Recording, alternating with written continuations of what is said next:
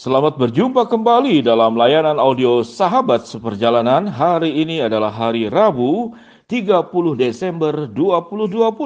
Tema renungan dan saat teduh kita dengan tema Aman di Tempat Bahaya. Aman di Tempat Bahaya.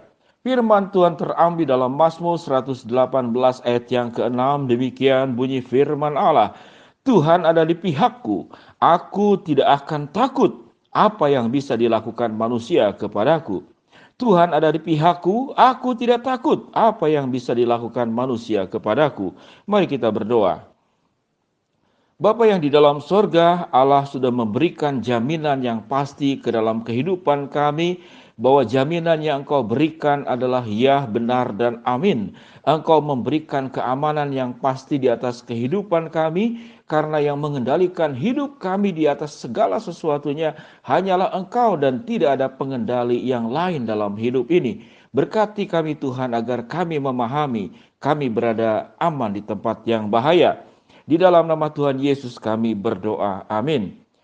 Shalom sahabat seperjalanan yang dikasihi Tuhan. Kehidupan kita selalu diperhadapkan kepada bahaya demi bahaya, ancaman demi ancaman. Baik yang ancaman bersifat biasa atau bahkan ancaman yang bisa berakhir dengan kematian. Seperti yang dialami oleh Daniel. Tatkala Daniel memiliki kehidupan yang berintegritas, yang kepribadiannya baik, dia hidup memiliki karunia di dalam bernubuat, dan kemudian karena integritas itulah kemudian Raja Darius memakai Daniel untuk menjadi bagian daripada yang menolong daripada pemerintahan daripada Darius. Namun hanya ada satu perbedaan yang sangat berbeda, yaitu tatkala Darius meminta karena desakan-desakan dari orang-orang yang tidak suka kepada Daniel untuk mengeluarkan undang-undang, yaitu agar orang itu hanya menyembah raja dan tidak boleh menyembah yang lain. Dan jikalau undang-undang itu tidak dipatuhi, maka orang akan dimasukkan ke dalam gua singa.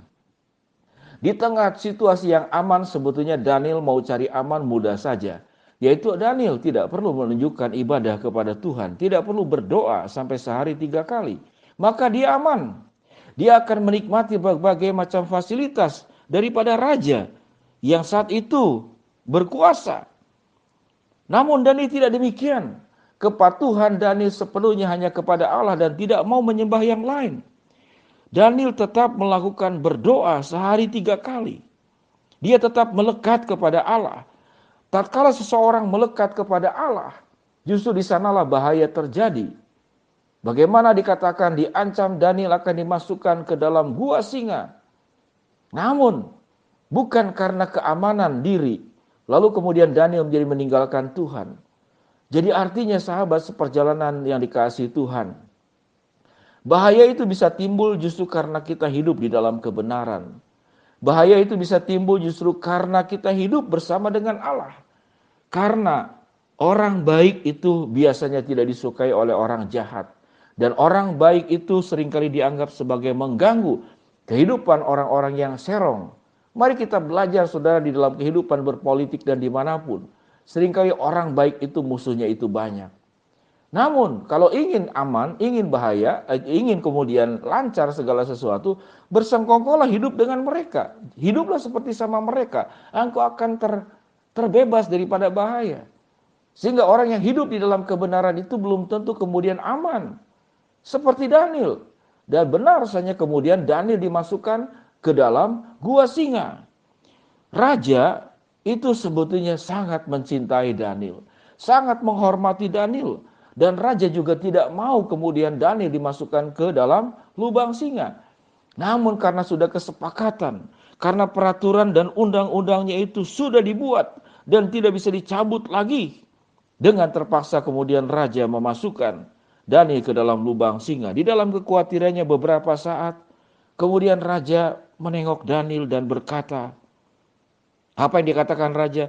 Daniel, hamba Allah yang hidup, Allahmu yang kau sembah dengan tekun, telah sanggupkah ia melepaskan engkau dari singa-singa itu? Dan Daniel menjawab, Allahku melalui malaikatnya mengatupkan mulut singa-singa itu, dan singa tidak mengapa-apakan aku.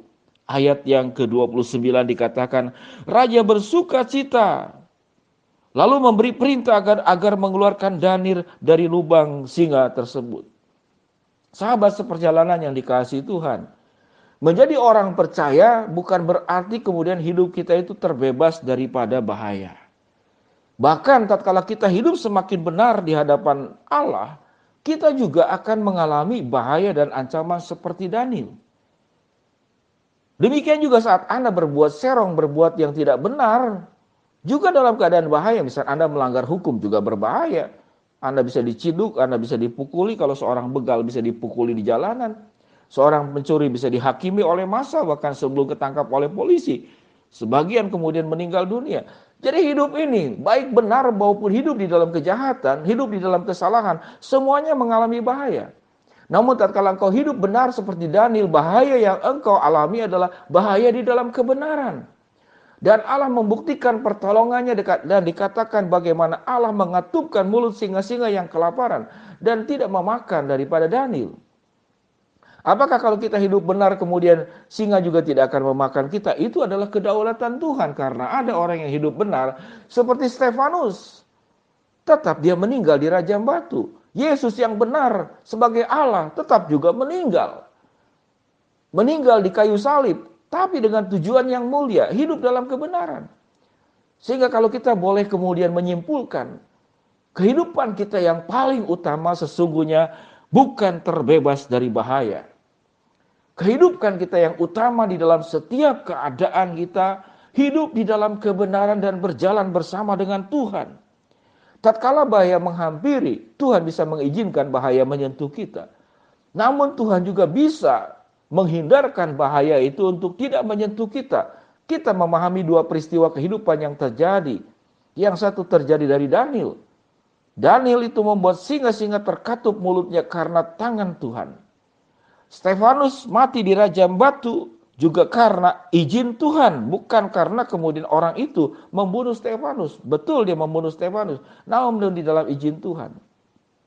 Dalam hal ini kita akan belajar satu perkara, bahwa yang terpenting di dalam hidup ini bukan hidup kita itu bebas dari bahaya.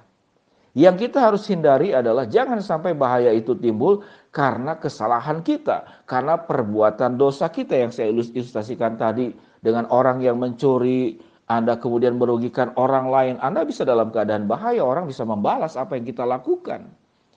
Atau seorang begal, bahaya, bisa dihakimi oleh massa. Jadi itu yang terburuk, mengalami bahaya karena kesalahan kesalahan kita dan dosa kita. Namun itu yang buruk, namun waktu kita hidup di dalam kebenaran pun, kita mengalami bahaya. Setiap orang yang hidup di dalam kebenaran ada pihak-pihak yang tidak menyukai kita. Namun Tuhan pun bisa kemudian menyelesaikan bahaya itu. Dengan bahaya itu tidak menyentuh kita, terjadi pada diri Daniel. Singa-singa yang kelaparan itu terkatup mulutnya karena kuasa Tuhan. Lalu apa yang terpenting daripada hidup?